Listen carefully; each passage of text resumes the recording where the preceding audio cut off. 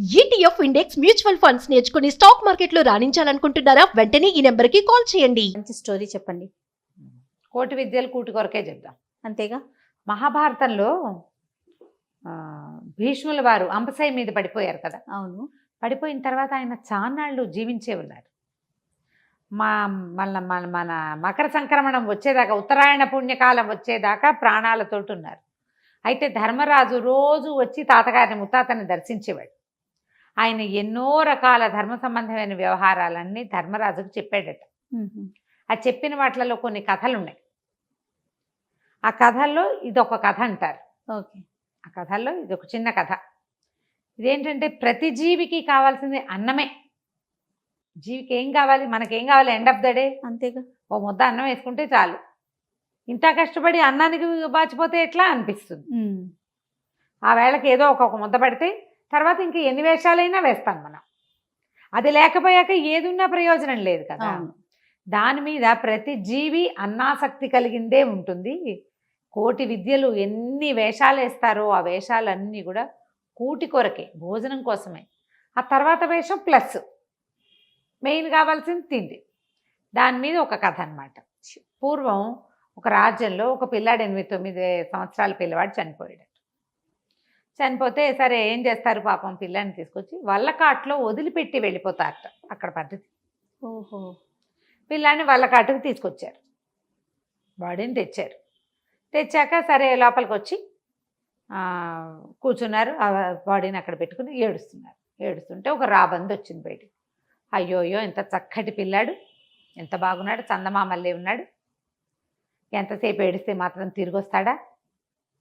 ఇదేమన్నా ఊరా? ఇది వల్లకాడు.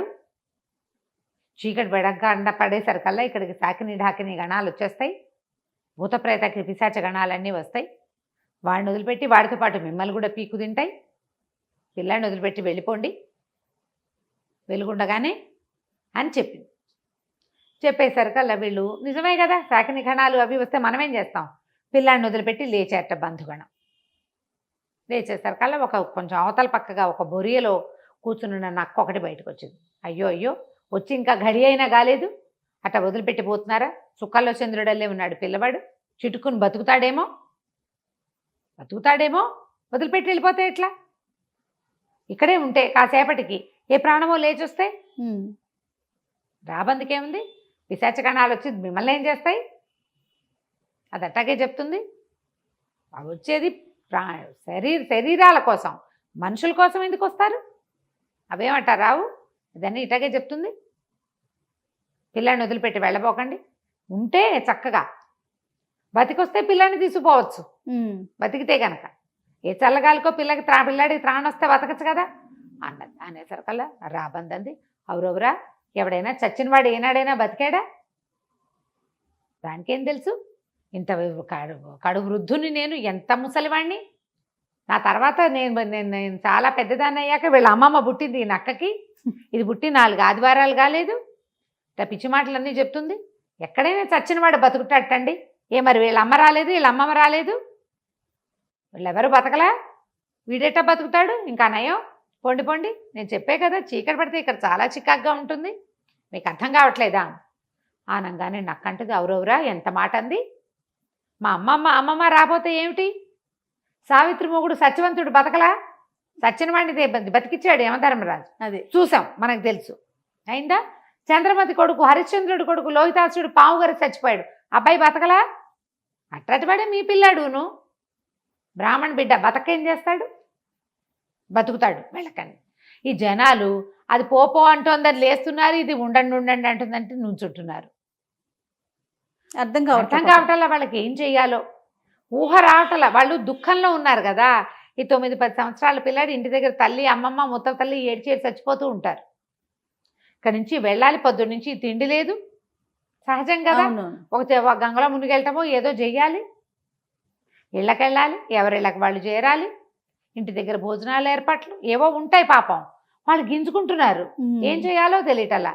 అదేమో అరిచరిచి కేకలు పెడుతుంది, పోండి అని. లేస్తున్నారు 2 అడుగులు. పిల్లాడు బంగారం లాంటి బిడ్డ అనగానే ప్రాణం పెరపెరలాడిపోతుంది, మళ్ళీ నిల్చుంటున్నారు. ఇంతకీ వీళ్ళ గోల ఏమిటి? వీటి గోల రాబందుకి చీకటి పడ్డాక ఫుడ్ కుదరదు. చీకటి పడంగానే అన్ని పక్షుల్లాగానే అది ఎగిరిపోవాలి. ఈ పిల్లాడిని ఇక్కడ వదిలిపెట్టి వెళ్ళిపోయారంటే హాయిగా పిక్కుని తినేసేయచ్చు. నక్క గోల ఏమిటి, చీకటి పడితే రాబంది వెళ్ళిపోతుంది. గోతికాడ నక్క అంటారు, అది కాచుకుని కూర్చుని ఉంటుంది, శుభ్రంగా తను తినేయచ్చు. వెలుగుండగా గనక వాళ్ళు వెళ్ళిపోయారా రాబంది వచ్చేస్తుంది ఇక్కడికి. దాని ఫ్రెండ్స్ కూడా 2-3 వస్తారు, ఎముకలు కూడా మిగల్చవు. దాని ఆహారం గోల దానికి, దీని ఆహారం గోల దీనికి. అక్కడి నుంచి చుట్టాలు పక్కాలు అందరూ మొహాలు చూసుకున్నారు.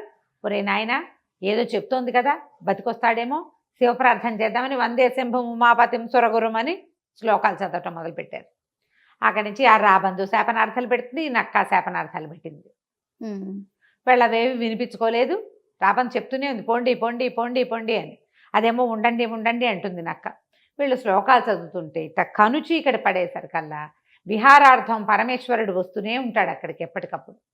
ఆయన భూత ప్రేత శాకిని ఢాకిని గణాలతోటి పరివృత్తుడై వచ్చాడు లోపలికి, శ్మశానంలోకి, వల్లకాట్లోకి ప్రవేశించి. లోపల శ్మశానంలో ఏం జరుగుతుంది సాధారణంగా క్రియ, కొన్ని కాలుతూ ఉంటాయి, కొన్ని పేలుతూ ఉంటాయి, కొన్ని పారేసినవి కొన్ని పాతేసినవి ఉంటాయి. పిశాచ గణాలు తిరిగే ప్లేసు. అక్కడ వందే శంభం ఉమాపతిం శ్లోకం ఎట్ట వినపడుతుంది. ఆయన ఆశ్చర్యపోయి వీళ్ళ దగ్గరికి వచ్చాడు. వచ్చేసరికల్లా అందరూ పరమేశ్వరుని చూసి దండాలు పెట్టారు. ప్రభు రక్షించు కాపాడంటే, ఏమినైనా మీకేం కష్టం వచ్చింది, వల్లకాట్లో నుంచి ప్రార్థిస్తున్నారంటే, ఏగో చందమామ లాంటి పిల్లడు ఇట్ట పోయాడంటే లేచి వస్తాడులే అన్నాడు శివుడు. పిల్లాడు లేచి కూర్చున్నాడు ఆవలించుకుంటూ. ఏమిటర్రా ఇక్కడికి వచ్చి నుంచున్నాం, మామయ్య బాబాయ్ ఎందుకు ఇక్కడికి వచ్చాం మనమంతా అని అడుగుతున్నాడు. అడుగుతుంటే ఆశ్చర్యపోయారు. బతికేశాడు పిల్లాడు. హోస్ని రాబని చెప్పింది నిజమే అయింది అనుకున్నారు.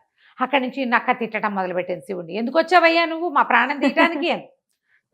చుట్టాలు ఆశ్చర్యపోయారు. హోస్ని నక్క అక్కడి నుంచి ఏమన్నావు, పిల్లాడు బతుకుతాడు బతుకుతాడు ఉండండి ఉండండి అన్నావా?